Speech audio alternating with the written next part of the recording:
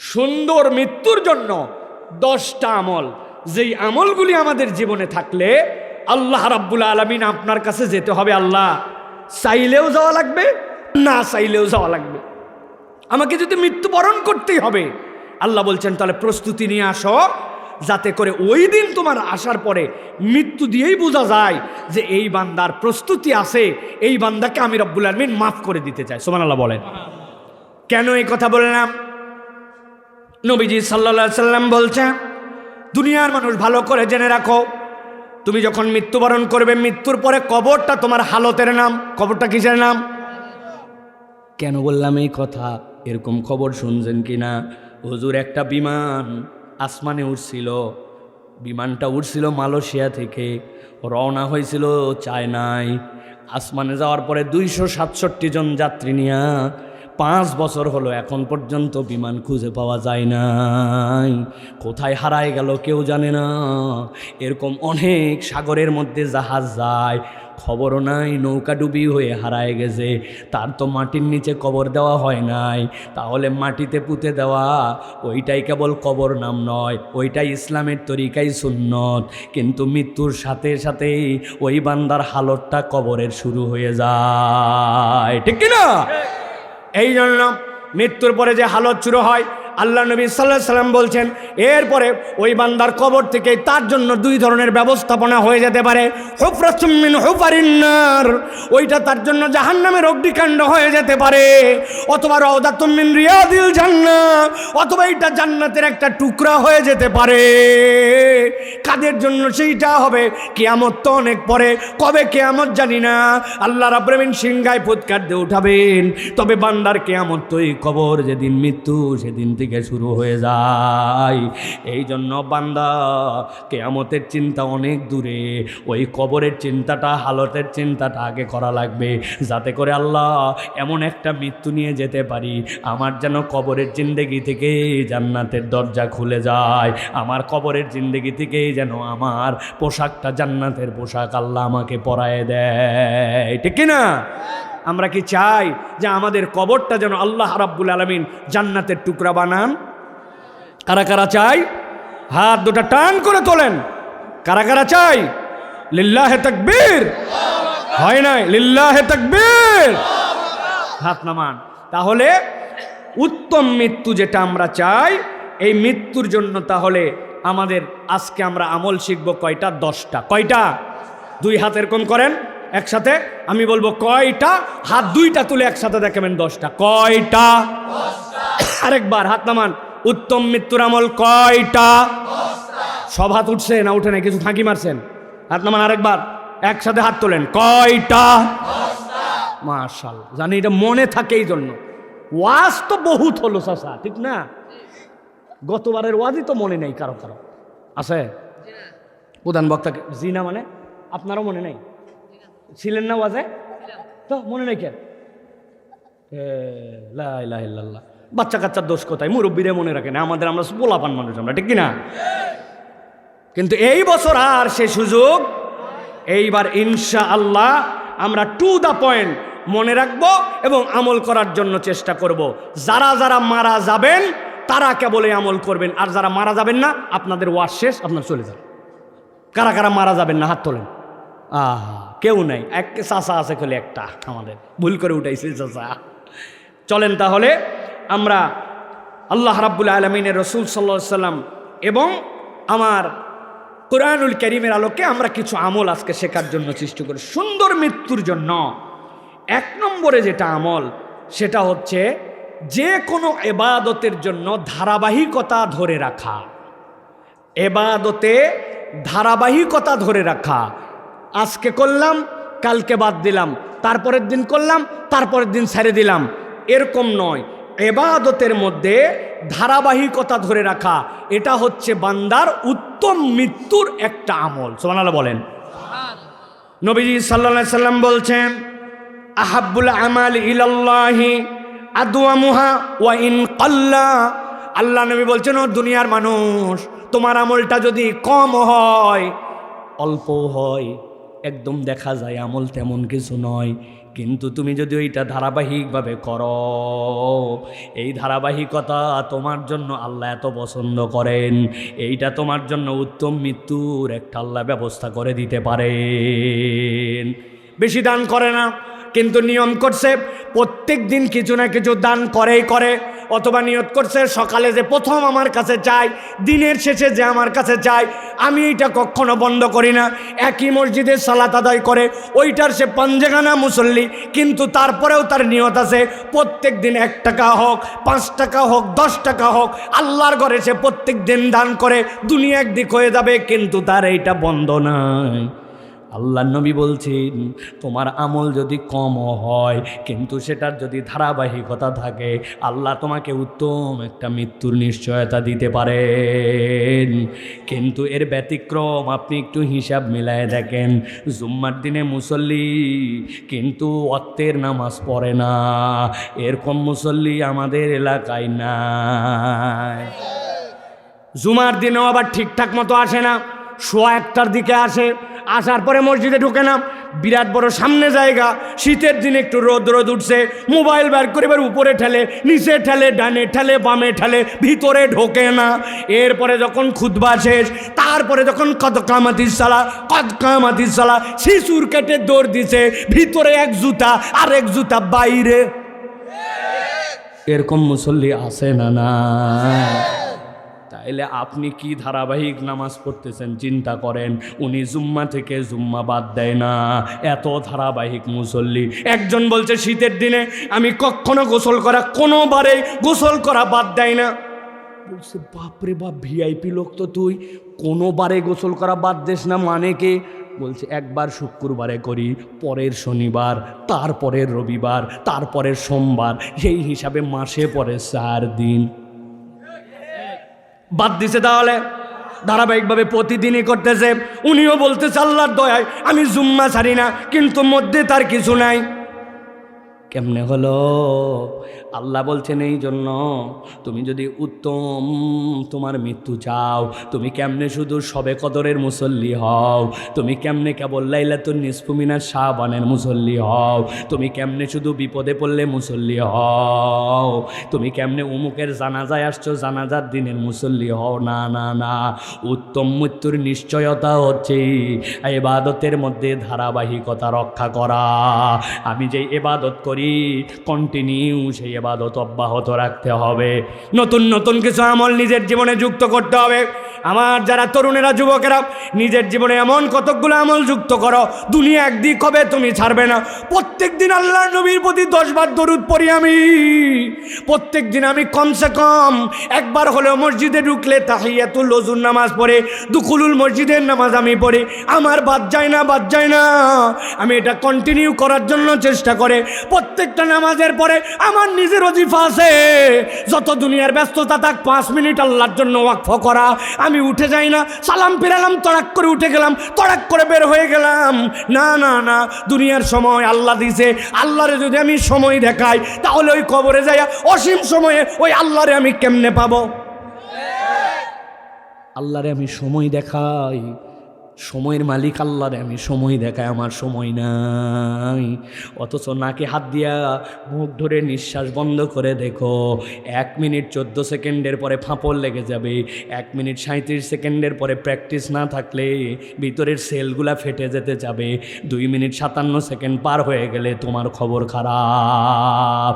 যেই আল্লাহর দেওয়া সময়, ওই আল্লাহরে সময় দিয়া 5 মিনিট আল্লাহর জন্য ওজিফা করে না। তরুণরা তো করে না, মুরব্বীরা পর্যন্ত এইগুলা আমলের আশেপাশে নাই। চায়ের দোকানে সময় পার করে দেয়, আড্ডায় পার করে দেয়, মোবাইলে ইউটিউব দেখে, বাড়ির মধ্যে খবর, ওই টিভির রিমোট চাপতে চাপতে টিভির রিমোটকে পচা বানায় ফেলছে। তারপরেও তার একটু নতুন করে হুঁশ হয় নাই। প্রত্যেক দিন 1 পাতা কোরআন শরীফ পড়ে না, প্রত্যেক দিন একটুখানি ওজিফা করে না। ও ভাইরা, কবরের জীবনে যদি যেতে হয়, তাহলে আমাদেরকে উত্তম মৃত্যুর জন্য ইবাদতে ধারাবাহিকতা আনা লাগবে। রাজি? রাজি? দিয়ে যাই। আল্লাহ নবী সাল্লাল্লাহু আলাইহি সাল্লাম দোয়া করেছেন, আল্লাহুম্মা বারিক লানা ফি রজব ওয়া শাবান ওয়া বাল্লিগনা রমাদান। আল্লাহ তুমি আমাদের রজবে বরকত দাও, শাবানে বরকত দাও, আমাদেরকে রব্বুল আমিন তুমি রমজানে পৌঁছায় দাও। আজকের হিসাব করলে 14 তারিখ পার হয়ে গেছে, 15 তারিখ, সেই হিসাবে আর মাত্র 45 দিন আপনার আমার সামনে রমাদানের আছে। মুরব্বীরা যারা, তরুণরা যারা নিয়ত করো, আল্লাহ নবীর আমল ছিল এই 2 মাসে বেশি বেশি রোজা রাখা। আমি অত বেশি রাখতে না পারলেও সোমবারে একটা রোজা রাখবো, বৃহস্পতিবারে একটা রোজা রাখবো, আর আগামী মাসের আইয়ামে বীজের 13, 14, 15 রোজা রাখবো। এই সোম থেকে রোজা শুরু হবে, বৃহস্পতি থেকে রোজা শুরু হবে। অত বেশি আমার সাহারি খাওয়া লাগবে না। 2টা খেজুর, একটু পানি খাইলাম, একটা সিদ্ধ ডিম খাইলাম, 1 গ্লাস একটু দুধ খাইলাম, একটুখানি অ্যালার্ম দিয়ে রাখলাম। ফজরের ওয়াক্ত শেষ হওয়ার আগে গুগলের থেকে সার্চ করে দেখে নিলাম আজকের সাহারির শেষ সময় কখন। এই রকম করে আমরা যদি এই রোজাগুলা রাখতে পারি অন্তত পক্ষে, তাহলে আল্লাহর কাছে বলতে পারবো, আল্লাহ তোমার নবীর যে আমল ছিল ওই আমলে আমার জিন্দেগিতে সোম আর বৃহস্পতি রোজাগুলা রেখেছি। পারা যাবে? পারা যাবে? তাহলে 1 নম্বর যে ইবাদতের মধ্যে ধারাবাহিকতা ধরে রাখা। যেটাই করব ধারাবাহিকভাবে, কখনো করলাম কখনো বাদ দিলাম এরকম না, ধারাবাহিকতা আপনার রাখতে হবে। 100 বার করে তাসবিহ পড়ছেন, ওটা আজকে পড়লাম, আরেকদিন ওটা ব্যস্ততায় বাদ দিলাম না। আপনার ইবাদত ওজিফাগুলা ধারাবাহিক থাকবে। এটা আপনি সিজনাল মুসল্লি না, সিজনাল আমলদার না, সিজনাল টুপিওয়ালা না, সিজনওয়ালা না। ওই যে নেতাদের মতো ভোট আসলেই চরিত্র চেঞ্জ হয়ে যায়, ঠিক না? এক নামাজ নাকি 2-3 মসজিদে পড়ে অনেক সময় বাধ্য হয়ে। এরকম নয়, আমাদেরকে আল্লাহর জন্য ইবাদতে ধারাবাহিক হতে হবে। 1 নম্বর গেল। 2 নম্বরে কেউ যদি তার জীবনে উত্তম মৃত্যু চায়, 2 নম্বর তার আমল হচ্ছে যখনই তার পাপ হবে তখনই সে তওবা করবে। পাপ হয়েছে, তওবার জন্য অপেক্ষা করবে না। আল্লাহ কোরআনে বলছেন এই যে তওবা, এইটা হচ্ছে একটা হালতের নাম। তওবা হচ্ছে বান্দার জীবনে একটা হালত। হালত মানে কি বোঝেন? হালত হচ্ছে একটা বর্ণনা।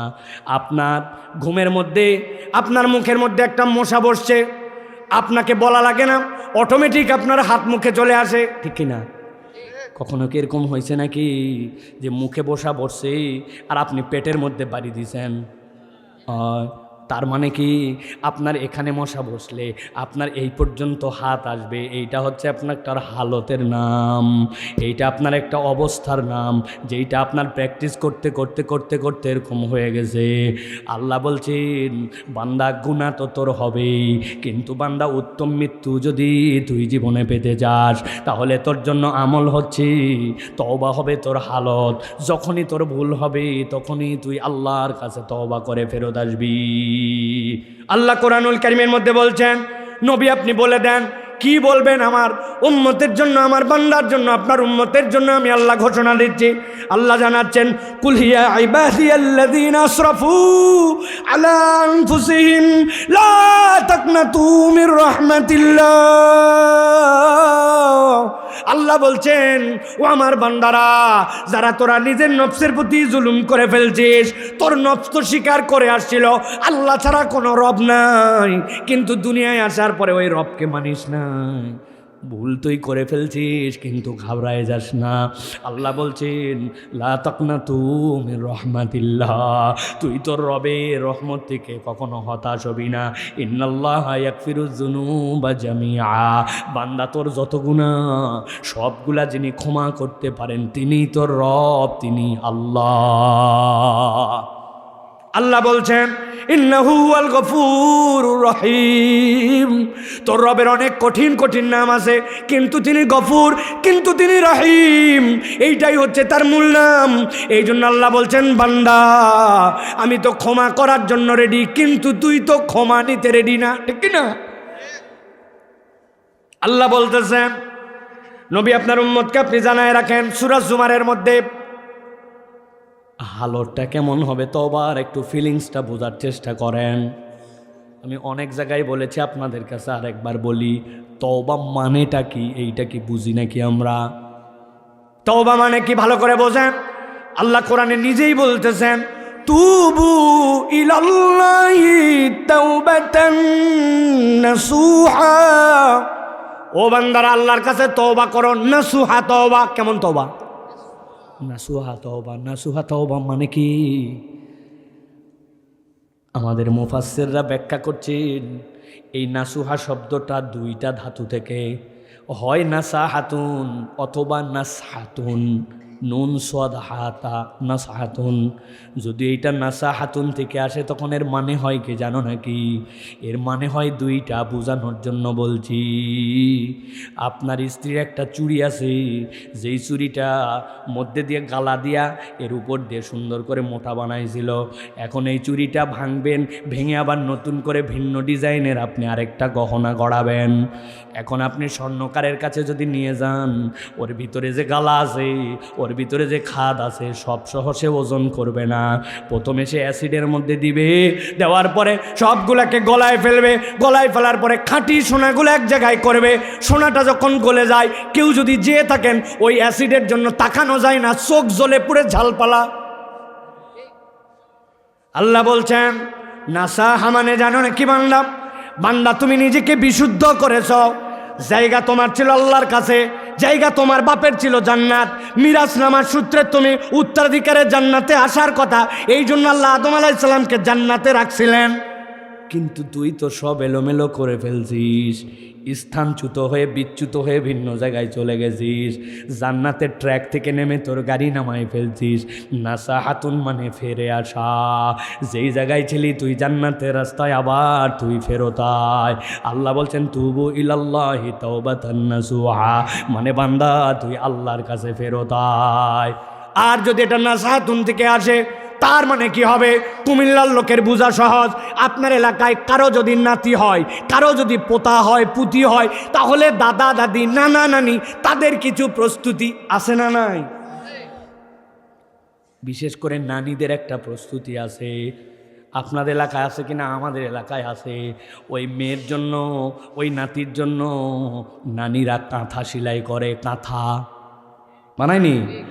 কি দিয়ে কাঁথা বানায়? ওই মহিলার পুরাতন শাড়ি, আপনার পুরাতন লুঙ্গি, বাড়ির পুরাতন চাদর, কথা বলেন, চাদর নিচে নিয়ে ফরফর করে টান দিছে, পায়ের দিকের মোটা যেইগুলা সেইগুলো ফালাই দেওয়া লাগবে। লুঙ্গির যে সেলাই, ওই সেলাই কাঁথার মধ্যে গেলে সেলাই করা যাবে না, টান দিয়ে হাত দিয়ে পরপর করে এগুলা ফালাই দেয়, ঠিক কিনা? বুঝানোর জন্য বলছি। তার মানে এটা কত দুর্বল, হাত দিয়ে টেনে টেনে ছিঁড়ে ফেলা যায়। কিন্তু কাঁথা বানায় কেমনি? প্রথমে সুন্দর দেখে ফুলওয়ালা যেই শাড়িটা দিছে, এরপরে মধ্যে দিছে পুরাতন পচা চাদর, তার উপরে দিছে আপনার আরেক দিকে লুঙ্গি, এরপরে দেওয়ার পরে বড় বড় ফোঁড় দিয়ে দিয়ে প্রথমে সেলাই করে আটকায় নিছে। এইটা আটকানো হওয়ার পরে সোনামুখে সুই দিয়া এরপরে চিকন ফোঁড় তুলে তুলে তুলে তুলে সুন্দর করে ওইটা ভরাট করে কাঁথা সেলাই করে। যেই লুঙ্গি, যেই শাড়ির পার ছেঁড়ার জন্য পরপর করে ছিঁড়ছিল, এখন তিনটা যখন এক পল্লা হয়ে চিকন চিকন সুতা দিছে, এখন 6 মাস মোতার পরে হাগার পরেও ওই কাঁথা ছেঁড়ার সাধ্য নাই। কথা বললেন না যে? আমার আল্লাহ বলছেন তুবু ইলাল্লাহি তাওবাতান নাসুহা। ও বান্দা, নাসহা মানে কি জানো নাকি? তোর সম্পর্ক আল্লাহর সাথে ভেঙে গেছে। বান্দা, ভাঙা সম্পর্ক জোড়া লাগা। তোর রব তোকে ছেড়ে দেয় নাই। তোর রব বলছে, তোর রব তোর জন্য দয়াদ্র, সব গুনাহ তিনি ক্ষমা করতে পারে। কাজ তোর একটা, তুই আল্লাহর কাছে ফেরত আয়। ভাঙা সম্পর্ক জোড়া লাগা, এমন জোড়া লাগবে আল্লাহ তোরে জান্নাতে দেওয়ার জন্য আবার তোকে রাস্তায় উঠায় দিবে। সুবহানাল্লাহ। আল্লাহ কোরআনে বলছেন ওয়ানিবু ইলা রাব্বিকুম ওয়াসলিমু লাহু মিন ক্বাবলি আন ইয়াতিয়াকুমুল আযাবু সুম্মা লা তুনসারুন। আল্লাহ বলছেন ও আমার বান্দা, ওয়ানিবু, তুমি আল্লাহর সাথে জোড়া লাগাও, ইনাবাওয়ালা অন্তর বানাও, আল্লাহরে ছেড়ে দিও না। গুনাহ হয়ে গেছে, ভুল হয়ে গেছে, কিন্তু ওইটার উপরে যেন তোমার হুমকি ধামকি তাকব্বরি না হয়। নামাজ পড়ো না কেন? রাখ তোর নামাজ, যখন পড়া লাগে তখন পড়বো। এইটাও বলা, আরেকটা বলা নামাজ আমার পড়াই উচিত কিন্তু পারি না, দোয়া করেন আমি যেন নামাজ পড়তে পারি। দুইটা বলার মধ্যে পার্থক্য আছে না নাই? আল্লাহ বলছেন ইনাবা হচ্ছে ওইটা, বান্দা গুনাহ করতেই পারে, ভুল হতেই পারে, কিন্তু আল্লাহর সাথে তার একটা সম্পর্ক আছে। আল্লাহ বলছেন ও আনিবু, ফেরতায় বান্দা ফেরতায়, ইলা রাব্বিকুম, তোর রবের কাছে, ও আসলিমু লাহু, আর কারো কাছে সমর্পণ করিস না, তোকে তুই আল্লাহর কাছে নিজেকে সমর্পণ করে দে। তবে সময় আছে একটা, এরপরে কিন্তু আর সেইটা গ্রহণ করা হবে না। মিন ক্বাবলি আন ইয়াতিয়াকুমুল আযাব, তোর আযাব যদি একবার চলে আসে আর কিন্তু বাঁচার উপায় নাই। আযাব মানে কি? মুফাসসিররা ব্যাখ্যা করছেন, মৃত্যুর ফেরেশতা দেখার পরে যদি একবার গড়গড়ি শুরু হয়ে যায় আর কোনো তওবা কবুল করা হবে না, হয়তো বিবেক দিয়ে সুস্থ থাকতে আল্লাহর কাছে তুমি ফেরত আসো, ঠিক কি না? কতদিন দাড়ি কাটবেন বলেন? কতদিন, আর কতদিন বেনামাজি থাকবেন বলেন? বলেন আর কতদিন মুখ থাকবে মিথ্যা কথা বলবো বলেন? কতদিন? যদি গ্যারেন্টি থাকে যে নিশ্চিত মৃত্যুর আগে তওবা করতেই পারবো আর মৃত্যুটা অমুক সময়, তাহলে ভিন্ন কথা। কিন্তু মৃত্যুর গ্যারেন্টি যদি না থাকে, আল্লাহ বলছেন মিন ক্বাবলি আন ইয়াতিয়াকুমুল আযাব, তোমার আযাব আসার আগে তুমি পরিবর্তন হয়ে যাও। বিষয়টা যদি এরকম হতো, আল্লাহ যদি বলে রাখতেন বান্দা তোর মৃত্যুর আগে তোর তওবা কবুল করা হবে, তওবা আপনার কবুল হলো, কিন্তু আপনার অমুক লাইফের আপনার কোনো হিসাব আল্লাহকে দিতে হবে না। 14 বছর থেকে 25 বছর এইটার হিসাব আল্লাহ নিবে না, যেহেতু এই সময় অত বুঝি নাই, তাই তো না ভাই? নিবে? হজের আগ পর্যন্ত আল্লাহ হিসাব নিবে না, খালি একবার হজ করে আসি দেখিস কেমন ভালো মানুষ ওই আছে না। এইবার রমজান, এই যে রমজান আসতেছে, রোজার থেকে নামাজ ধরছি না ধরছি, হ্যাঁ দেখিস এবার কয়টা দিন খালি অপেক্ষা কর। আমার জিজ্ঞাসা ভাই, তাহলে এই যে রজব আর শাবান, এই 1.5 মাসের হিসাব কি আল্লাহ রাব্বুল আমিনের থেকে বাদ দেওয়ার আমার ক্ষমতা আছে? তাইলে আপনি কেমনে বললেন রোজা থেকে, কেমনে বললেন বিয়ে করি, কেমনে বললেন মেয়ের বিয়ে দেই, কেমনে বললেন হজ করি, কেমনে বললেন আর 2টা বছর পার হোক? আল্লাহর কাছে এই যে সময় দেখান, আল্লাহ বলছেন কিয়ামতের দিনে একদল ফেঁসে যাবে। ওয়া তারাব্বাসতুম, তোমরা আল্লাহকে বলছিল আল্লাহ একটু অপেক্ষা করি, অপেক্ষা করি। এই খারাপ বন্ধুর সাথে তুমি করো কেন? বলছে হুজুর আমি এবার ওল্ড টেন নিউ 10 না, খালি আর 3 মাস পরীক্ষা দেওয়ার পরে এলে বন্ধু বান্ধব সব বাদ দিব, দিয়ে শহরে চলে যাব, এখন থাকতে এদেরকে ভেজাল করার দরকার নাই, এই জন্য একটু বিড়ি করে সাথে ঘুরি, তাই না? এই জন্য একটু বেনামাজির সাথে ঘুরি, গ্রামে থাকলে একটু ঘোরা লাগে, একটু হুজুর একটু আমার বাপ ভিসা পাঠালো বলে চলেই যাব দেশের থেকে, হুদা মিশে এখন এদেরকে বাদ দিয়ে লাভ কি? একবার খালি সৌদি আরব যাই, সব বাদ দিয়ে দিব। আল্লাহর কাছে যাই বলতে পারবেন তো আল্লাহ আমার ইন্টারমিডিয়েট, আমার ওই সৌদি আরব আর যাওয়ার আগ পর্যন্ত যে সময়, ওই সময়টুকু আল্লাহ তুমি কাউন্ট করো না, হিসাবের মধ্যে নিও না, বলা যাবে তো? যারা যারা বলতে পারবেন তারা তারা হাত তোলেন। পারবো না? না আমিও পারবো না, আপনিও পারবেন না। তাহলে 2 নম্বর উত্তম মৃত্যুর জন্য কি করা লাগবে? ভুল হতেই পারে কিন্তু আল্লাহর কাছে তৎক্ষণাৎ ফেরত আসা লাগবে, ঠিক না? এইটা গেল 2 নম্বর, সংক্ষেপ করি। হুজুর চলে আসছে, চলেন এবার 3 নম্বরে। আল্লাহ রাব্বুল আলামিন আপনার আমার জন্য শিখাচ্ছেন উত্তম মৃত্যু যদি পেতে চাই, তাহলে এই বান্দা কিছু প্রকাশ্য আমল থাকবে, আবার কিছু গোপন আমলও করা লাগবে। সব আমল দুনিয়াতে প্রকাশ করে দেওয়া যাবে না। আল্লাহর সাথে বান্দার এমন কতকগুলো আমল থাকবে যেই আমলের ওসিলায় রব্বুল আলামিন বান্দাকে মাফ করে দিবেন। বনি ইসরায়েলের 3 লোক আটকা পড়ছিল গুহার মধ্যে, শুনছেন নি ওয়াজ? শুনছেন নে? আল্লাহর কাছে কি বলছিল আল্লাহ? কেউ ছিল না ওই জায়গাতে, কারো বাপের ক্ষমতা ছিল না আমাকে জেনা করা থেকে ঠেকাবে, কিন্তু আমি যখন জেনা করতে যাব আমার চাচাতো বোন আমাকে বলছে ইত্তাকিল্লাহ, কেউ দেখে না আল্লাহ দেখে, ভয় কর। আল্লাহ আমার দিলের মধ্যে এমন ধাক্কা মারছে, আমি সরে গেছিলাম একমাত্র তোমার জন্য, আল্লাহ কেউর জন্য নয়। আল্লাহ আমল কেউ জানে না। যদি তুমি পছন্দ করো একটু গুহার থেকে আল্লাহ পাথর সরাই দাও, আল্লাহ পাথর সরাই দিছি। আরেকজন বলছে আল্লাহ সন্তানগুলা কাঁদে হাউমাউ করে ক্ষুধায়, স্ত্রী আমার শুকায় গেছে মুখ, আমার মা ঘরের মধ্যে মুমূর্ষ। আল্লাহ রে, কারো জন্য নয়, আমি আমার সন্তানরে খাওয়াই নাই, স্ত্রী খাওয়াই নাই, আমার আল্লাহ যেন খুশি হয় এই জন্য আমার মায়ের মুখের মধ্যে খাবার তুলে দিছিলাম আগে। আল্লাহ এইটা কেবল তোরে খুশি করার জন্য আর কারো জন্য নয়, এইটা বান্দার গোপন আমল। আল্লাহ এরপরে আস্তে করে আল্লাহ রাব্বুল আলামিন সাথে সাথে ওই গুহার মুখের থেকে ওই পাথর সরায় দিছে। এই জন্য বান্দা যদি উত্তম মৃত্যু চায় তাহলে ওই বান্দার জীবনে সব সময় হিসাব করা লাগবে।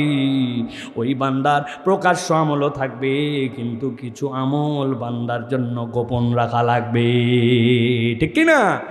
যা করি সব দেখাই না, সব আমি এরকম করে আল্লাহর কাছে দেখাই দিব না, লোককে জানাবো না। কিছু আমল আমার থাকবে যেই আমলগুলি আমার গোপন রাখতে হবে। আল্লাহ রাব্বুল আলামিন এই জন্য আমাদেরকে জানাইছেন, মান ইসতাতা মিনকুম আইয়াকুনা লাহু খাবুম মিন আমালিন সালিহ ফালইয়াফআল। তোমাদের মধ্যে যদি কারো সামর্থ্য থাকে যে কিছু আমল করবে যেটা কেউ জানবে না, সব কিছু বলা লাগবে না। একটা লোকের দেখছিলাম বিপদে পড়ছে, পকেটের থেকে দিতে পারতাম 5 টাকা 10 টাকা, কিন্তু নিয়ত করছে আল্লাহ আমার একজনের কাছে এক্সপেকটেশন ছিল যে একজন আমারে দেখছে, দেখার পরে বলছে, ধরেন ছোট মানুষ, একটা ছোট বাচ্চা দিয়ে উদাহরণ, ভালো করে বোঝেন, এটা দিলে ধাক্কা দেওয়ার মতো বিষয়। ওই বাচ্চার এক্সপেকটেশন কি? একটা 5 টাকা দামের বিস্কুট, একটা সর্বোচ্চ আইসক্রিম, একটা সর্বোচ্চ টাকা যদি পাই কয় টাকা? 20 টাকা, এর বেশি ওই বাচ্চার প্রত্যাশা নাই। এখন কেউ যদি ওই বাচ্চাকে হঠাৎ করে 10,000 টাকা দেয়, ও যদি সত্যি 10,000 টাকা কাউন্ট বোঝে, 10 বছর 12 বছরের বাচ্চা যদি 10,000 টাকার কাউন্ট বুঝে, ও তো হতভম্ব হয়ে যাবে, চিন্তা করবে কোনো একটা ভুল হয়েছে বা কিছু হয়েছে, কানতে লাগবে, মা মা আমার 10,000 টাকা দিয়েছে, মা দেখ পাগলা করে ফেললো, ঠিক কিনা? ও তো অবাক হয়ে গেছে। আপনার জীবনে এরকম কতগুলা ঘটনা থাকতে হবে। কোনো একটা ফকির প্রত্যাশা করে আসে, 2 টাকাও দিতে পারে, 4 টাকাও দিতে পারে, জীবনে একবার 2বার ঘটায় ফেলছে এরকম, নগদ চকচকা 1000 টাকার 2টা নোট আস্তে করে হাতে দিয়ে দিছি। ও নেওয়ার পরে হাত কাঁপতে শুরু করবো, আর যা আল্লাহ রে, এই লোককে কেমনে দিল, আমার তো 2 টাকার প্রত্যাশা, 5 টাকা 10 টাকা আমার এসে দিয়ে দিছে 2000 টাকা 1000 টাকা। আল্লাহর সাথে উত্তম মৃত্যু চাই, রব যেন আমার প্রতি খুশি হয়, দুনিয়ার কেউ জানে না। এরকম কতগুলা গোপন দান, গোপন আমল নিজের জীবনে লাগবে, কাউরে বলি না। আল্লাহ বলতেছেন এইটা তোমাকে কি দিবে জানো? এইটা আল্লাহর সাথে বান্দার একটা সম্পর্ক রাখবে। আল্লাহ বান্দাকে ওই সম্পর্কের কারণে দুনিয়ার কেউ জানে না, জানে আল্লাহ, আল্লাহ বান্দাকে মাফ করে দিবে। সুবহানাল্লাহ বলেন। এই জন্য প্রিয় ভাইয়েরা, আমাদেরকে এমন কতকগুলা নফল আমল, এমন কতকগুলা ইবাদত বন্দেগী রাখতে হবে যে এইগুলো কেউ জানবে না। এমন একটা ওজিফা আমি করি, কেউ জানে না, কথার কথা বলতেছি, নামাজের পরে আমি 21 বার লা হাওলা ওয়ালা কুওয়াতা ইল্লা বিল্লাহ পড়ি। আমি 100 বার, কাউকে জানানোর দরকার নাই, সাল্লাল্লাহু আলাইহি ওয়াসাল্লাম, সাল্লাল্লাহু আলাইহি ওয়াসাল্লাম, আল্লাহুম্মা সাল্লি আলা মুহাম্মদ, আল্লাহুম্মা সাল্লি, প্রত্যেক দিন। কাউরে আবার গল্প করে বলার দরকার নেই, ভাই এতক্ষণ কি করলাম, ভাই আসলে কি করব ভাই, লোকজনের তো আর আমল বলতে কিছুই নাই, একটু দরুদ শরীফটার আমল আমি করতেছি, সব শেষ। এই জানান দেওয়া রিয়া, এইটা করানো যাবে না। প্রকাশ্য আমল থাকবে, গোপনেও তার আমল থাকবে, সিররা ওয়া আলানিয়া। আল্লাহ বলছেন প্রকাশ্যও থাকবে, গোপনও থাকবে। দান প্রকাশ্যেও করতে হবে, গোপনেও করতে হবে। এক লোক সামর্থ্য আপনি চিনেন, ক্যাপাসিটিতে তার 5,000 টাকা দেওয়ার কথা না, সেই লোক খুশি হয়ে 5,000 দিছে। আরেকজন চিন্তা করবে, আল্লাহর বান্দা যদি 5,000 দিতে পারে, আল্লাহ আমারে তো অনেক বেশি ক্যাপাসিটি দিছে, খুশি হয়েছে যদি 10,000 দেয়, তাহলে ওই 5,000 ওয়ালাও সওয়াব পাবে। এইভাবে প্রকাশ্যে করা যায়, কিন্তু লোক দেখানি না করে কিছু আমল থাকবে গোপনে। এটা উত্তম মৃত্যুর জন্য 3 নম্বর আমল। মনে থাকবে তো ইনশাল্লাহ? 4 নম্বরে কেউ যদি আল্লাহ রাব্বুল আলামিনের কাছে উত্তম মৃত্যু পেতে চায় তাহলে তাকে আল্লাহর কাছে দোয়া করতে হবে, রব্বুল আলামিন আমাকে তুমি উত্তম একটা মৃত্যু নসিব করো। আল্লাহ বান্দার থেকে যতগুলা নিয়ামত দিয়েছেন, এই নিয়ামতের একটা অন্যতম নিয়ামত রব্বুল আমিন কোরআনে যেই দোয়াগুলা দিয়েছেন, ওই দোয়ার দুইটা চ্যাপ্টার আছে। একটা হচ্ছে রব্বানা, আরেকটা হচ্ছে রব্বি। রব্বানা মানে কি? রব্বানা মানে আমাদের রব। ভালো করে বোঝেন, দিলটা একদম উজাড় করে দিয়ে বোঝার চেষ্টা করেন। আর রব্বি মানে হচ্ছে ও আমার আল্লাহ। এখন বলেন তো ভাই, আমাদের রবকে সবাইকে বলতে হবে জানি, কিন্তু তারপরেও আল্লাহকে খুশি করার জন্য আমাদের রবকে, আমার রবকে, আপনার রবকে। রব্বানা মানে আমাদের রব, রাব্বি মানে আমার রব। আপনি বুঝেন নাই, আপনি অনুভব করেন নাই যে উত্তম মৃত্যু আর আল্লাহর কাছে আপনি কি বলতেছেন। আমি অনেক জায়গায় বোঝানোর জন্য বলি, আপনাদের কাছেও বলি। ধরেন কোনো একটা মন্ত্রী, সে একটা পিএস নেবে, পিএস পার্সোনাল সেক্রেটারি অ্যানাউন্সমেন্ট করছে পেপারের মধ্যে বিজ্ঞাপন, ওইটা দেখে তার বড় বোন, ওই মন্ত্রীর বড় বোন তারে ফোন দিছে, এই ভাই আপা বলো। এই সময় ফোন দিলে বলে তোর ভাগিনা জানালো তুই নাকি পিএস নিবি। বলে হ্যাঁ হ্যাঁ, কে বললো তোমারে? বলে বললো মানে পেপারে নাকি বিজ্ঞাপন দিয়েছিস, তুই জানিস না তোর ভাগিনা মাস্টার্স কমপ্লিট করছে, ব্রিলিয়ান্ট ছাত্র, অথচ তোর ভাগিনাকে বাদ দিয়ে কারে দূরের কারে পিএস নিবি, পিএস তোরে শেষ করবে, তোর ভাগিনারে নিলেই তো হয়। সাথে সাথে বলতেছে আপারে যদিও ভাগিনা, কিন্তু এইটার একটা সরকারি প্রোটোকল আছে, সিস্টেম আছে, আমি তো জানি আমার ভাগনা হলে তাকে নেওয়া যাবে। টেনশন করো না বোন, আবেদন করতে বলো, বাকিটা আমি দেখতেছি। বড় বোনকে আপন ভাগিনার ব্যাপারে যদি বলে দেখতেছি, বলেন তো এই চাকরি হওয়ার সম্ভাবনা আছে না নাই? চাকরির আবেদন করবে, এমন সময় ও মামার অফিসে একদিন গেছে, যাওয়ার পরে বলছে মামা আবেদন কি কি সিস্টেমে, যে কি কি দাপ্তরিক ভাষায় লেখা লাগে, এইটার ইংরেজি তো আমি অত বুঝি না, আপনি তো বোঝেন, একটু দয়া করে বলেন তো আপনি, আমি একটুখানি ড্রাফটটা লিখে নেই। মামা মন্ত্রী, মামা লিখতেছে টু দ্য মিনিস্টার, মামা বলতেছে আর ভাগনা লিখতেছে, বলতেছে কে? আরে মন্ত্রী কি এর মামা? মন্ত্রী বলতেছে ভাগিনা লিখতেছে, ভাগিনা লিখতেছে টু দ্য মিনিস্টার, বলতেছে মন্ত্রী to the minister, lakh lakh subject application তোমার চাকরির জন্য পিএস। বলেন তো মামা ড্রাফট করে দিচ্ছে, এই চাকরি কি মিস হয়? খানিকক্ষণ পরে ভাগিনা বলছে কি লিখি না লিখি, বানান ভুল হয় ঠিক হয়, মামা আপনি দয়া করে একটুখানি নিজেই লিখে দেন। ভাগিনা যদি আদরের হয়, মামা তাহলে এখন নিজেই লিখতেছে টু দ্য মিনিস্টার, লিখতেছে কে? চাকরি দিবে কেটা? কার কাছে লিখতেছে? আরে মন্ত্রীকে নিজের কাছে লিখতেছে। বুঝার চেষ্টা করেন, বুঝানোর জন্য বলছে এই চাকরি মিস হবে না বলতেছেন, কিন্তু মিস হয়েও যেতে পারে। প্রধানমন্ত্রী বলছে তোমার ভাগিনা মাগিনা চিনি না, আমার ভাগিনা ওইটারে নাও, চাকরি হবে। প্রিয় ভাইয়েরা ভালো করে বোঝেন, আপনি যখন বলছেন রব্বানা যালামনা আনফুসানা ওয়া ইল্লাম তাগফির লানা ওয়া তারহামনা লানাকুনান্না মিনাল খাসিরিন, ও আমার আল্লাহ, রব্বানা আওয়াজ দিয়ে বলেন, এই দোয়া শিখাইছে কে? এই দোয়া কবুল করবে কে? এই দোয়া পড়তেছে কার বান্দা? একবার ফিল করেন, আল্লাহ শিখাচ্ছে রব্বানা বল, রাব্বি বল, বান্দা তুই আমার কাছে ক্ষমা চাও। আল্লাহ বলছেন বান্দা, যেই আল্লাহ তোর মৃত্যুর ব্যাপারে বলছেন কুল্লু নাফসিন যায়িকাতুল মাউত, যেই আল্লাহ বলছেন আমার কাছে আসার পরে তোর হিসাব দেওয়া লাগবে, যেই আল্লাহ বলছেন মাতাউদ দুনিয়া গুরুর, এই দুনিয়া খেলতামাশা, ওই আল্লাহ শিখাচ্ছেন মাফ করে দেওয়ার জন্য। আমার কাছে বল রব্বানা যালামনা আনফুসানা রব্বানা আতিনা ফিদ দুনিয়া রব্বির হামহুমা কামা রব্বায়ানি সগীরা। দুনিয়ার বন্দুকের গুলি মিস হয়ে যেতে পারে, বান্দা যদি বুঝে বুঝেই দোয়া করে, আল্লাহর কাছে দোয়া মিস হবে না, হবে না, হবে না। এই জন্য আল্লাহ বলছেন মৃত্যুর মালিক আমি আল্লাহ, আল্লাহর কাছে তুই ফরিয়াদ কর, আল্লাহ তুমি আমার জন্য উত্তম মৃত্যু দাও। ইমানের মৃত্যু দাও, টাকা দাও, পয়সা দাও, চাকরি দাও, বিদেশে যাওয়ার সুযোগ দাও, শরীর ভালো করে দাও, পান খাওয়ার পয়সা দাও, বিড়ি খাওয়ার টাকা দাও। কত দোয়া আল্লাহর কাছে করলাম, কিন্তু আল্লাহ আমাকে তুমি উত্তম মৃত্যু দাও। এই দোয়া আজকে দিনে কারা কারা করছি হাত তুলি। আজকে দোয়া করছেন, এটা উত্তম মৃত্যু করছেন আজকে?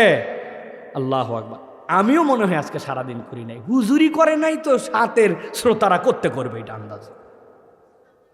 অতএব আজকের থেকে আমাদের আমল হবে আল্লাহর কাছে বাংলায় বলবো। অন্তত আল্লাহ তো বাংলা বোঝে না, তাই না? একটু কাঁচা আছে বাংলায়, না? নাউজুবিল্লাহ বলেন। ভাষার কোনো ধর্ম নাই, ধর্মীয় ভাষা আছে, মুখস্থ করেন। ভাষার কোনো ধর্ম নাই, ধর্মীয় ভাষা আছে, সব ভাষা বোঝেন যিনি, তিনি কে? আল্লাহ। অতএব বাংলায় আল্লাহর কাছে বলতে হবে, আল্লাহ রে, আমার মতো এরকম গুনাহগার কেমনে উত্তম মৃত্যুর কামনা করে, কিন্তু তুই মৃত্যুর মালিক, তুই আমার মৃত্যুর পয়গাম পাঠাবি।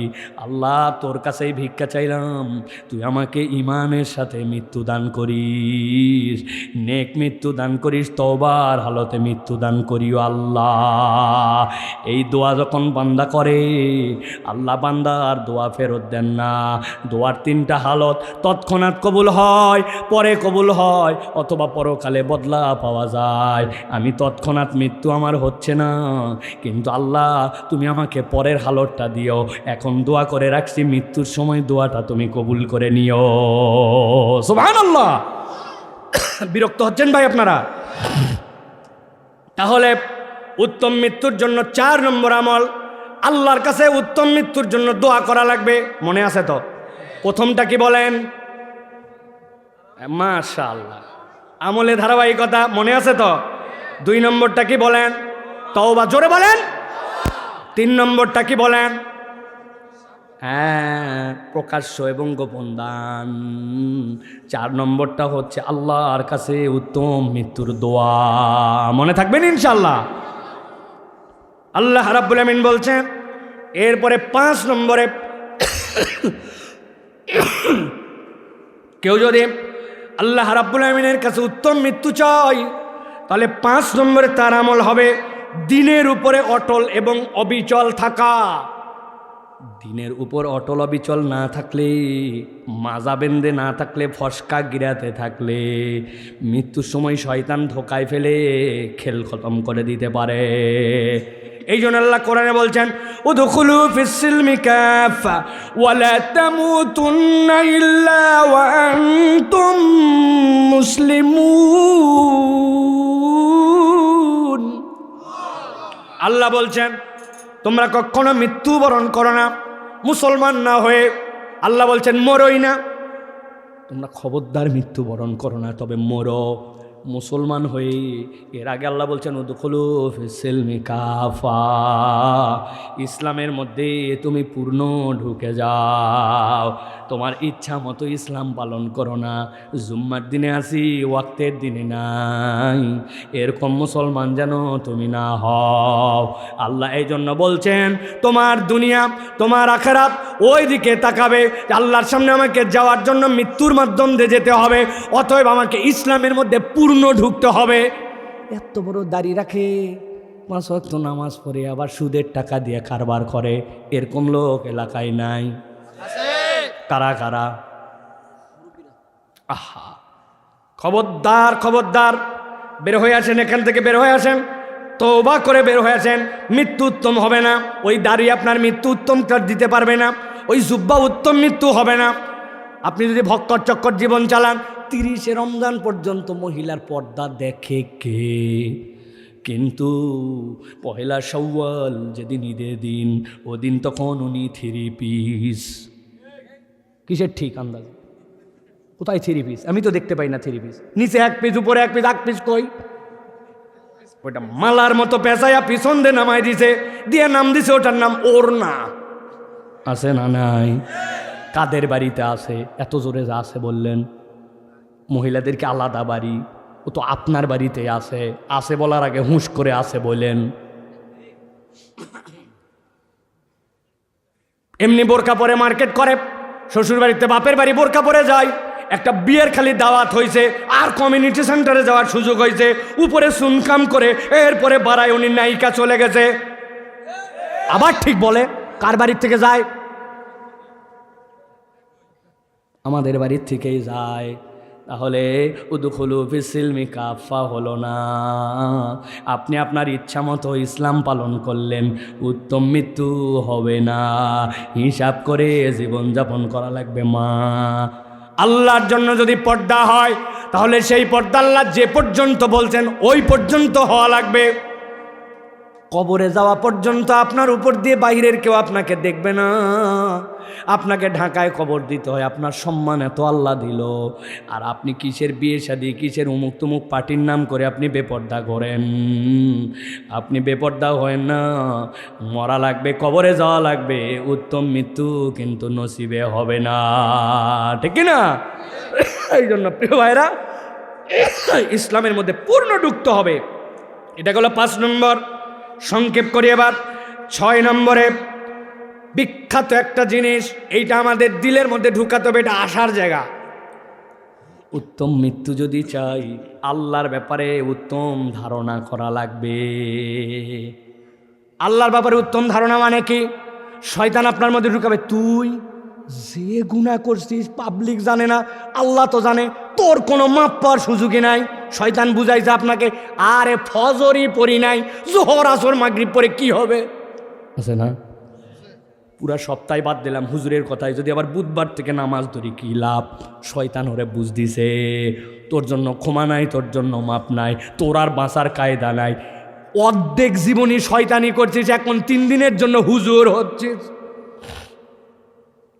শয়তান বুঝতেছে, তার চেলা চামান্ডা দিয়ে আপনার এরকম কথা বলছে। আল্লাহ বলছেন না, নবী আপনি বলে দেন বান্দার ইমানটা কি জানো নাকি? আল ইমান বাইনাল খাউফি ওয়ার রাজা।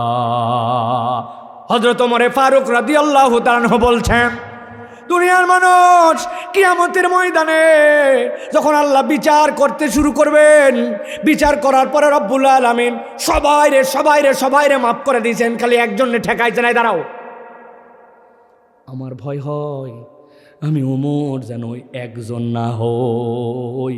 আমি আমার আল্লাহর সামনে কেমনে দাঁড়াবো? আমি তো নবীর জন্য না বুঝে তলোয়ার নিয়ে প্রথম হত্যা করার জন্য রওনা হয়ে গেছিলাম। আমার আল্লাহ যদি আমারে ধরে, একজনে ঠেকাইছে, আমি এত ভয় করি। আবার ওমর বলছেন, আমি আমার আল্লাহর কেমন আশা করি জানো? আল্লাহ সবাইরে ঠেকায় দিচ্ছেন, একজনকে বলছেন যাও তোমার মাপ। আমি আমার আল্লাহর দয়ার প্রতি এত ভরসা করি, চাইলে আমার আল্লাহ ওই একজনের মধ্যে আমি ওমরকে রাখতে পারে। সুবহানাল্লাহ। আল্লাহর প্রতি আশাও লাগবে, ভরসাও লাগবে, হুদা আশাবাদী আল্লাহর প্রতি, বদমাইশের বদমাইশ কিন্তু আশা করে আছে যদি আল্লাহ মাফ করে দেয়। এই জন্য চিন্তা করছে, গুনার কাজ তো একটা করতেছি, বিড়ি খাইয়া বিসমিল্লাহ বলে বিড়িটা অন্তত খাই নাকি না? নাউজুবিল্লাহ বলবেন না? কত বড় বদমাইশ, ডান পা দিয়ে সিনেমা হলে ঢুকতেছে, ব্যাপারটা এরকম নাকি? শুভ মহরত ঠাস করে বাড়ি দিচ্ছে, ওর মধ্যে লেখা আছে বিসমিল্লাহির রহমানির রহিম। সিনেমা বানাচ্ছে, উমুক নায়ক নায়িকা, তারা শুভ মহরত করছে বিসমিল্লাহ বলে, তৎক্ষণাৎ ইমান চলে যাবে। ইমান কোনো তুচ্ছ তাচ্ছিল্যের বিষয় নয়। মদ খালে ইমান যায় না, কিন্তু মদ যদি আপনি হালাল মনে করে খান আর বিসমিল্লাহ বলে খান, আপনার ইমান চলে যাবে, ঠিক না? এই জন্য প্রিয় ভাইয়েরা, খবরদার, আল্লাহর থেকে নিরাশাবাদী হওয়া যাবে না, আল্লাহর প্রতি আশাবাদী হতে হবে, আল্লাহর প্রতি আপনাকে ভরসাকারী হতে হবে। তবে আপনার ইমানের সাথে ওই ভরসাটা করতে হবে আল্লাহর প্রতি। আল্লাহ তুমি আমার প্রতি দয়া করবে, আমি তোমার কাছে ফেরত আসবো। আল্লাহ হাদিসে কুদসির মধ্যে নবীকে বলছেন, নবী বলে দেন, আনা ইনদা জন্নি আব্দি বি ওয়া আনা মাআহু ইযা যাকারানি। আমার বান্দা আমাকে যেমন ধারণা করে তেমনই পাবে, আর আমার বান্দা যখনই আমাকে স্মরণ করে আমি তখনই বান্দার সাথে। সুবহানাল্লাহ বলবেন না? আরে এর থেকে বড় আশার কথা কিছু নাই। আল্লাহর প্রতি আপনার ঈমান থাকতে হবে। আল্লাহ, শয়তানের খপ্পরে পরে গুনাহ করছি, আল্লাহ ভুল আমার আছে আল্লাহ, কিন্তু আল্লাহ তুমি তো আমার জাহান্নামে নেওয়ার জন্য সৃষ্টি করনি, আমি নিজেই গাফেল হয়েছি, শয়তানের গাফেল করছি, কিন্তু তোমার রহমতের দিকে আমি তাকাই আছি। আল্লাহ ফেরত আসলাম তোমার কাছে, ও ওয়াদা করলাম আর ভুল করব না। আল্লাহ আমার বিশ্বাস তুমি আমাকে মাফ করে দিবে, তুমি আমারে জান্নাত দিবে, তুমি আমার উত্তম মৃত্যু দিবে। আল্লাহ বলছেন এই ধারণা যে করে আল্লাহকে সে উত্তম হিসাবে পাই যাবে। সুবহানাল্লাহ। এটা হর জায়গায় আমরা অনেক সময় না মনে হয় আল্লাহ আমার ছেলেকে দিবে না, মনে হয় আল্লাহ আমাকে দিবে না, আমি গুনাহগার, আমি কেমনে পাই, এরকম বলে না আমরা? কখনো নয়। আল্লাহর ব্যাপারে পজিটিভ ধারণা রাখতে হবে। আল্লাহ আমারই দিবে, আমি পাবো ইনশাল্লাহ, আমি পারবো না কেন? না এখন আর সেই যুগ নাই, এই যুগে কেমনে মানুষ ভালো হয়? না, আমি ভালো হব ইনশাল্লাহ। আমার যত গুনাহ থাক, 100টা নারী হত্যার গুনাহ আমার নাই। আমার যত গুনাহ থাক, আমি র্যান্ডম মদখোর আমি নই। আমি যত গুনাহ থাক, আমি রসুলের বিপক্ষে যুদ্ধ করি নাই। আমার যত গুনাহ থাক, আমি তো শিরিক করি নাই, ডাইরেক্ট কখনো কোনো প্রতিমার কাছে মাথা হালাই নাই। আল্লাহ, সাহাবায়ে কেরাম প্রতিমার কাছে ছিল, তাকে ফিরাইছো। 100টা হত্যাকারী, তাকে মাফ করে দিছো। নবীর বিপক্ষে তলোয়ার ধরছে, তাকে মাফ করে দিছো।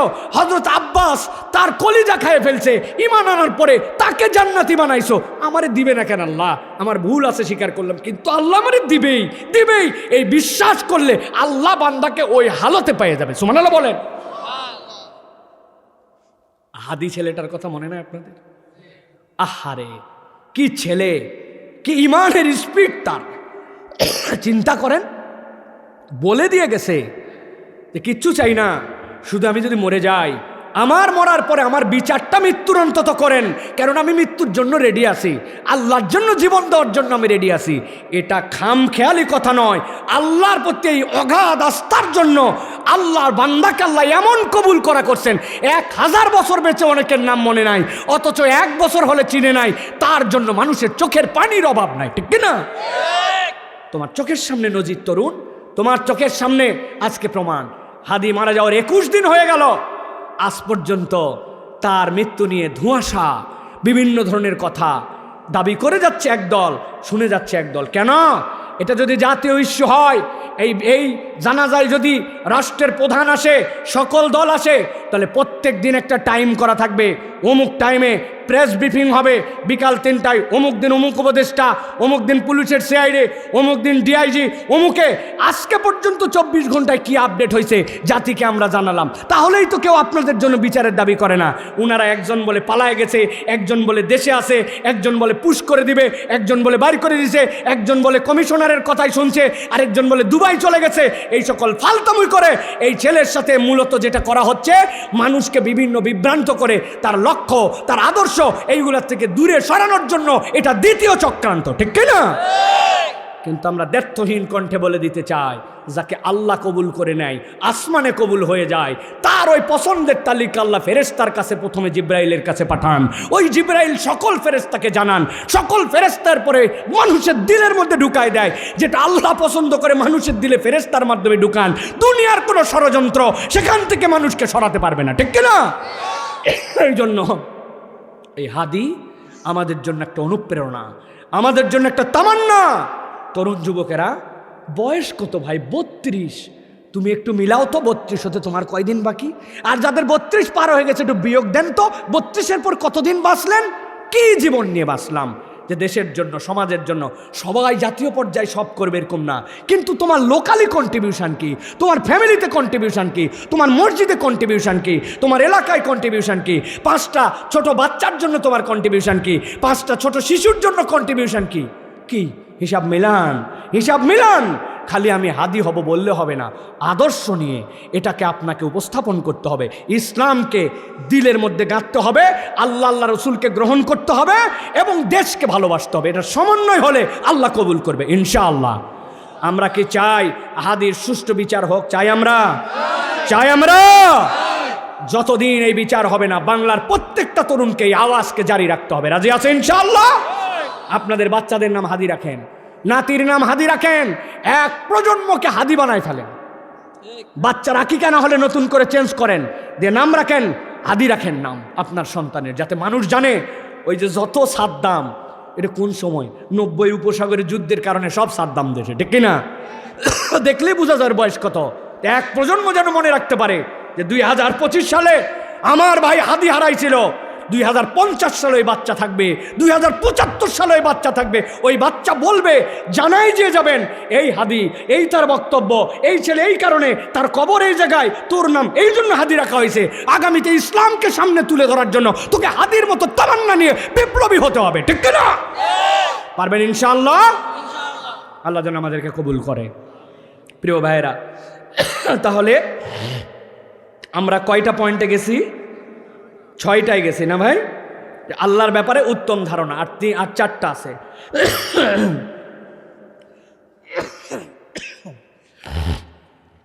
7 নম্বরে উত্তম মৃত্যুর জন্য আমাদের আমল তাকওয়া বা খোদাভীতি। এটা এমন একটা আইটেম হৃদয়ের মধ্যে ইনস্টল করে নিতে হয়। আল্লাহ বলছেন, বান্দা যদি একবার আল্লাহকে ভয় করে চলতে শুরু করে, কেউ দেখে না আল্লাহ দেখে, কেউ শুনে না আল্লাহ শুনে, এই ফিল যদি হৃদয়ের মধ্যে নেই, আল্লাহ বলছেন আমি কি করি তোর জন্য জানিস?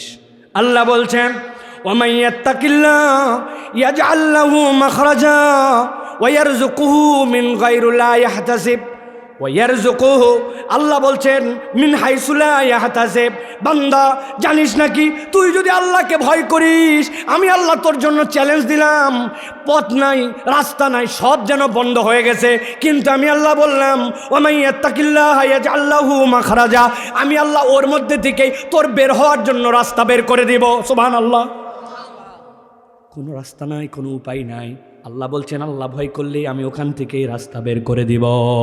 ওয়ারযুকুহু মিন হাইসু লা ইয়াহতাসিব, এমন খাওয়াবো তুই চিন্তাও করতে পারবি না। সুবহানাল্লাহ বলবেন না? যাদের ঘুম ধরছে তাদের জন্য একটু আওয়াজ করে বলেন সুবহানাল্লাহ। হয় নাই? আরেকটু জোরে বলেন সুবহানাল্লাহ। মোহাব্বতের সাথে বলেন সুবহানাল্লাহ। আল্লাহ বলছেন কি খাইতে চাস? তোর না হিসাব আছে, কিন্তু আমার কাছে হিসাব নাই, এমন দেওয়া দিব তুই কল্পনার মধ্যেও নিতে পারবে না। আপনি বুঝবেন না, আপনার প্রজন্মে আপনি এটা নাও পেতে পারেন। 4500 বছর আগে, মানে এখন থেকে হিসাব করলে 6000 বছর আগে, কাবার চত্বরে দাঁড়ায়া ইব্রাহিম আলাইহিস সালাম দোয়া করছেন, রব্বানা ওয়াবআস ফীহিম রাসূলাম মিনহুম ইয়াতলু আলাইহিম আয়াতিক। আল্লাহ আমার বংশ থেকে একটা পয়গম্বর দিও, যে তার কওমের কাছে যে তোমার আয়াত তেলাওয়াত করবে, ওয়ায়ুযাক্কিহিম, তাদের নফসকে তাজকিয়া করবে, ওয়ায়ুআল্লিমুহুমুল কিতাব ওয়াল হিকমা, কিতাব শিক্ষা দিবে, হিকমা শিক্ষা দিবে। জানেন ঘটনা, 4500 বছর পরে আমার নবী আসার পরে বলতেছেন, ওই ইব্রাহিম আলাইহিস সালাম দোয়া করছিলেন তার 2 সন্তান ইসহাক আর ইসমাইল। ইসহাক আলাইহিস সালাম থেকে অজস্র পয়গম্বর আসছে, ইসমাইল আলাইহিস সালাম থেকে কেউ আসে নাই। আল্লাহ নবী ইব্রাহিমের দোয়ায় মাত্র 4500 বছর পরে আল্লাহ আমাকে পাঠাইছে। কত বছর পরে? একবার সুবহানাল্লাহ বলতে মন চাইল না। 4500 বছর পর আল্লাহ দোয়া কবুল করছে, করে ইসমাইল আলাইহিস সালাম থেকে নবীকে পাঠাইছে। বলার উদ্দেশ্যকে, বলার উদ্দেশ্য আল্লাহর কাছে চাওয়ার মতো চেয়ে রেখে যেতে পারলে আল্লাহ কোন প্রজন্মে প্রস্ফুটিত করবে জানা নাই। আপনার নাতি হয় নাই, তার নাতি হয় নাই, আপনার বংশে আপনি শুয়ে থাকবেন, 50 প্রজন্ম পরে যে একজন এমন আলেম হয়েছে, আপনি দোয়া করছিলেন সিজদায় পরে পরে কেঁদে কেঁদে, আল্লাহ আমার বংশ থেকে কখনো যেন কেউ মুশরিক না হয়, আলেম বানাও, হাফেজ বানাও, ইমাম বুখারীর মতো বানাও, ইমাম নববীর মতো বানাও, ইমাম আজমের মতো বানাও। চিন্তা করছে আমার নাতি এক পাড়ায় মুখস্থ করতে পারে না, আবার আবেগে বলছি ইমাম নববীর মতো বানাও, ইমাম শাফির মতো বানাও। আপনি বুঝবেন না কোন প্রজন্মে আল্লাহ দোয়া কবুল করবে। আল্লাহ বলছে ওমান ইয়াত্তাকিল্লাহ ইয়াজআল লাহু মাখরাজা, আল্লাহকে ভয় করে যদি আল্লাহর জন্য ডেডিকেটেড হয়, আল্লাহ রাস্তা বের করে দেয়। সুবহানাল্লাহ। কাউকে দেখানোর জন্য নয়। তাহলে ভয় করি আমি আল্লাহর জন্য। আমি মোবাইলে যখন একাকী দেখি, বাথরুমে যখন গুনাহ করি, হ্যাঁ, মোবাইলে যখন অন্যায় দেখি, আল্লাহ আর তো এটা করতে পারি না, আল্লাহ শয়তানের প্ররোচনায় পড়ে করছে, আল্লাহ আর না, আমি আল্লাহ তুমি দেখো। এই যে ফিলিংস, এটা তাকওয়া, এটা উত্তম মৃত্যু এনে দিবে আপনাকে। 8 নম্বরে, প্রত্যেক দিন বান্দা হালতটা তার ইহতেসাব, এবং তার একটা ইহতেসাবের হালত থাকবে এশার নামাজের পরে, অথবা আপনার যখন সুবিধা হয় সারাদিন কি করলাম, শুয়ে শুয়ে হলেও একদম চুপচাপ, ভকর ভকর ভকর ভকর সবসময় বেশি ভালো নয়, মুখ বন্ধ করে 10 মিনিট আল্লাহর জন্য ডেডিকেটেড হয়ে গেছে। আল্লাহ, আজকে সকাল থেকে কয়টা ভালো কাজ করছি তালিকা খুঁজে পাই না, গুনাহ কয়টা করছে, এত বড় দাড়িওয়ালা মানুষ মনে করছে এই লোক তো গুনাই করতে পারে না, ওর সামনে দেখ মহিলা চলে গেছে, অন্তরের মধ্যে এমন খারাপ কল্পনা আসছে, ওইটা কপাল এলাকা উঠলে ওই সাদা দাড়িওয়ালা মুরব্বীরে কেউ সালাম পর্যন্ত দিত না। খালি মুরব্বী বলছে এরকম নয়, আমাদেরও হয়। আল্লাহ এহতেসাব করছে, আল্লাহ এইটার থেকে আমাকে বাঁচতে হবে, এখান থেকে আমাকে বাঁচাও, এই ভালো কাজ আগামীকালকে করবে, এইগুলা করছে। আল্লাহ আজকে অমুকের উপর রাগ করছি, এতবার মুখ খারাপ করছে, ঠান্ডা মাথায় এহতেসাব করে করে বান্দা যদি যায়, আল্লাহ তাকে উত্তম মৃত্যুর ব্যবস্থা করবেন। সুবহানাল্লাহ বলেন। লিল্লাহে তাকবীর, লিল্লাহে তাকবীর। শেখ ডক্টর আবুল কালাম আজাদ বাশার সাহেবের আগমন, বাশার সাহেবের আগমন, লিল্লাহে তাকবীর। আলহামদুলিল্লাহ, হুজুর চলে আসছে। ভালো আছেন? এই ইয়ে দেন, হুজুরকে দেন। আলহামদুলিল্লাহ, আমি শেষ করে দিব ছোট্ট হুজুর 2 মিনিটে। জি আলহামদুলিল্লাহ। তাহলে একটা বলছে ইহতেসাব, এরপরে 9 নম্বর যেটা বলবো সেটা হচ্ছে মৃত্যুর জন্য চিন্তা করা। আমরা মনে করি দীর্ঘ এক জীবন পাবো, আমার দাদা এত বছর বাঁচছে, তার আব্বা এত বছর বাঁচছে, এগুলো গল্প শোনায়। আরবদেরও টেন্ট ছিল, এইটা তাদের পিতাদের গল্প শোনানো। আল্লাহ এটাকে রহিত করে দিয়েছেন। এই মিনার ময়দান কায়েমই হয়েছিল, ওরা কেবলমাত্র বংশীয় গল্প করত, আমার দাদার বীরত্ব এটা, বাপের বীরত্ব এটা। আল্লাহ এটাকে রহিত করে দিয়েছেন, দিয়ে আল্লাহ বলছেন এই জায়গায় তোমরা আল্লাহর তাকবীর করো। ঠিক একই রকমভাবে আমার কে কি করছে না করছে এই গল্প বাদ দিয়া আমাদের মৃত্যু চিন্তাটা লাগবে।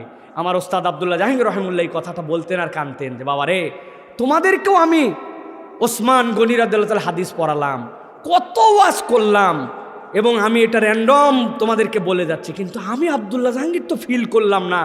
ওসমান রাদিয়াল্লাহু তাআলা কবরের পাশে কানতেন, আশারে মুবাশশারা হওয়ার পরেও আমি এই কথা বলি, হাদিস পড়াই, কিন্তু আমার তো ফিল হয় না কবরের পাশে গেলে। এইটা তার মানে আমাদের অন্তর শক্ত হয়ে গেছে।